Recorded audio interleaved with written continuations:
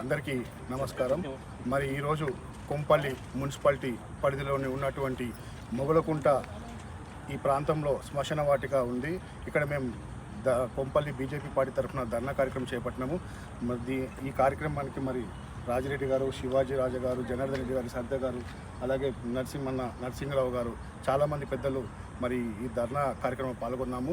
మరి మనం చూసుకుంటే కనుక ఈ 2-3 సంవత్సరాల నుంచి ఈ కొంపల్లి మున్సిపాలిటీ పరిధిలో శ్మశాన వాటిక ఏదైతే ఉందో అది ఇక్కడ వాడుకోలేని పరిస్థితుల్లో ఉంది. చాలామంది కొంపల్లి ప్రజలు అనేక మంది ఈ మధ్యకాలంలో చాలామంది చనిపోవడం జరిగింది. వాళ్ళు ఇక్కడ రావాలంటే, చనిపోయిన తర్వాత కూడా ఎవరైనా ఇక్కడ రావాలంటే కూడా భయపడుతున్నారు. మీరు కనుక చూసుకుంటే కనుక ఈ ప్రాంతం ఎలాగుందో చూడొచ్చు. ఇది లో లెవెల్ వాటర్ లెవెల్లో ఆల్రెడీ మనకి ఇవన్నీ కట్టి ఉంచారు. ఇవి కూడా మేము కమిషనర్ గారికి గత ప్రభుత్వంలో ఉన్నప్పుడు కూడా, టీఆర్ఎస్ ప్రభుత్వం ఉన్నప్పుడు కూడా మేము అనేక సార్లు మేము ఫోటోలు వీడియోలు చూపించినాము, అయినా స్పందన లేదు. మరి ఆ ప్రభుత్వము ఇస్తాన్బుల్, సింగపూర్, మలేషియా చేస్తానని చెప్పి ఆ ప్రభుత్వం అట్లే వెళ్ళిపోయింది. మరి ఈ ప్రభుత్వం, ఇప్పుడున్న కాంగ్రెస్ ప్రభుత్వం వచ్చి కూడా దాదాపు 20 ఏళ్ళు పైచిలుకు అవుతుంది. కనీస వసతులు కూడా ఇక్కడ పట్టించుకొని పరిస్థితిలో ఉంది ఇక్కడ కాంగ్రెస్ ప్రభుత్వం.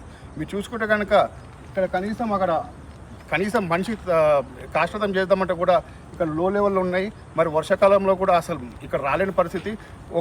ఒక ఇష్యూ ఏంటంటే, పోయిన సంవత్సరం ఇదే శ్మశాన వాటికలో ఒక మనిషి చనిపోతే కింద కాష్టతం చేస్తుంటే పైన నుంచి వాటర్ పడుతుంది, వర్షం పడుతుంది.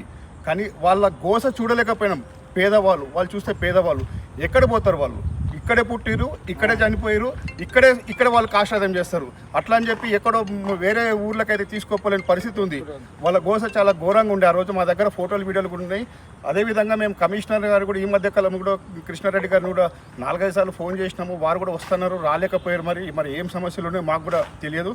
అదేవిధంగా దూలపల్లిలో కూడా ఇదే పరిస్థితి. కొంపల్లి మున్సిపాలిటీలో శ్మశాన వాటికలు అనేది అసలు ఎక్కడ చూసినా ఇదే పరిస్థితి. మీరు చూస్తుంటారు, ఇక్కడ రోడ్ ఉంది. ఆ రోడ్డుకు ఇటువైపు అటువైపు కనీస బౌండరీ కూడా లేదు. అక్కడ చూస్తే చెరువు, ఆ చెరువు ఎంత డెప్త్ ఉందంటే దాదాపు 50 ఫీట్ డెప్త్ ఉంటుంది. మనుషులు ఎవరైనా ఇటు వస్తే కూడా భయపడే పరిస్థితిలో ఉంది. ఇక్కడ లైటింగ్ లేదు, స్నానాలు చేద్దామంటే వాటర్ లేదు, కనీసం ఇక్కడ కూర్చుందామంటే కూర్చోడానికి కూడా అది కూడా లో లెవెల్లో ఉంది. అది కూడా వాడకం లేదు. ఇక్కడ దింపుడు గద్దెలు ఉంటాయి, అవి కూడా మీరు చూడండి. పరమేశ్వరుంది ఒక విగ్రహం ఉంది, అది ఏ లెవెల్లో పెట్టిరు ఎట్లుందో చూడండి. ఇక్కడ మీరు చూస్తుంటే కనుక మొత్తం డిస్మాంటిల్, కొంపల్లిలో ఎక్కడున్నది తీసుకొచ్చి డిస్మాంటిల్ మొత్తం ఇక్కడే వేస్తున్నారు.